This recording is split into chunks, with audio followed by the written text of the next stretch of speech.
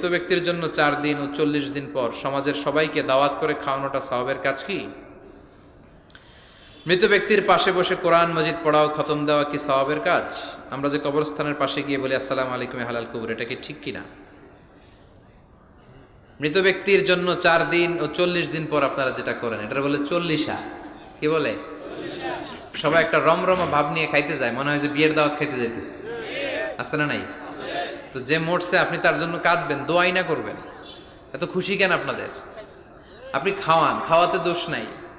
আপনি মাইয়েতের রুহের মাগফিরাতের জন্য খাওয়ালে মৃত ব্যক্তির গুণ আল্লাহ মাফ করবে, সেটা ঠিক আছে, কিন্তু খাওয়াবেন মিসকিনদেরকে, ইয়াতিমদেরকে, তারা বেশি হকদার। এখন দেখা যায় 40 মিসকিনদের জায়গা কম, এলাকার পয়সাওয়ালা লোকেরা এসে লাইনে বসে থাকে, আমি দেখেছি যেটা। কিন্তু দরকার ছিল, আমার আব্বা মারা গেছে, এই এতিমখানায় আমি একটা গরু দিয়ে দিলাম, ওরা সারা বছর খেতে পায় না, ওরা খাবে, খেয়ে আমার আব্বার জন্য দোয়া করবে, ঠিক কিনা? আর সবচেয়ে বেশি দোয়াটা কবুল হবে আপনার আব্বার জন্য। আপনি যাকে দোয়া করানোর জন্য আনলেন, উনি কি আপনার আব্বার জন্য কাঁদবে? আর কাঁদলেও এই কান্নাতে আন্তরিকতা কতটুকু, এটা প্রশ্নবিদ্ধ। কারণ উনি আমার বাপের লেগে কান্দে, আমারই চোখ দিয়ে পানি বের হয় না আমার বাপের লেগে। ঘটনাটা এরকম, তাই না?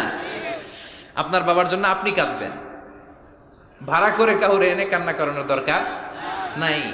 রব্বির হামহুমা কামা রব্বায়ানি সাগীরা, আপনি দোয়া করবেন। ইসলামকে আমাদের মানতে হবে ঠিক তেমন বিশ্বনবী শিখিয়ে গিয়েছে জান্নাত। বিশ্বনবীর জীবদ্দশায় বিশ্বনবী ওনার প্রথম প্রিয়তমা স্ত্রীকে হারালেন, নাম কি? খাদিজা। এত ভালোবাসতেন এই স্ত্রীকে, আল্লাহর কাছে বলতেন, আল্লাহ কিয়ামতের দিন যেদিন মানুষ মানুষকে চিনবে না, বন্ধু বন্ধুরে চিনবে না, ভাই ভাইরে চিনবে না, পীর সাহেব মুরিদরে চিনবে না, মুরিদ পীর সাহেবরে চিনবে না, ওই কঠিন দিনে আমি যেন আমার খাদিজারে ভুলে না যাই। খাদিজাকে কবর দিয়ে বিশ্বনবী দাঁড়িয়ে রইলেন, দাফন দিয়ে দোয়া করলেন, কাঁদলেন, সবাই চলে যায়, বিশ্বনবী যায় না। সাইয়েদনা আবু বকর বললেন, ইয়া রাসূলুল্লাহ চলেন না, যাই, অনেক তো হলো।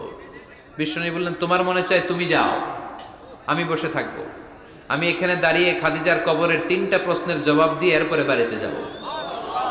সাইয়েদনা জিবরাইল এসে বললেন, ইয়া রাসূলুল্লাহ খাদিজার প্রশ্নের জবাব নিয়ে আপনার টেনশন করার দরকার নাই, আপনার কোনো টেনশন নাই, খাদিজার কবরের প্রশ্নের জবাব আরশের উপর থেকে আল্লাহ নিজে যাব। সাইয়েদনা জিবরাইল এসে বললেন, ইয়া রাসূলুল্লাহ খাদিজার প্রশ্নের জবাব নিয়ে আপনার টেনশন করার দরকার নাই, আপনার কোনো টেনশন নাই, খাদিজার কবরের প্রশ্নের জবাব আরশের উপর থেকে আল্লাহ নিজেই দিয়ে দিবে। এজন্য মা বাবার জন্য আমরা দোয়া করব, আমরা সাদাকা করব। মৃত ব্যক্তির সামনে বসে কোরআন পড়া যায় কিনা? হ্যাঁ, হাদিসে এসেছে, ইকরাউ আলা মাউতাকুম সূরাতা ইয়াসিন, তোমরা তোমাদের মুমূর্ষ রোগীদের সামনে বসে, মৃত্যু পথযাত্রী এদের সামনে বসে সূরাতু ইয়াসিন তেলাওয়াত করো, তাহলে তার মৃত্যুর কষ্টটারে হালকা করে দিবে কে? আল্লাহ পাক আমাদের সবাইকে কথাগুলো বোঝার ও আমল করার তৌফিক দান।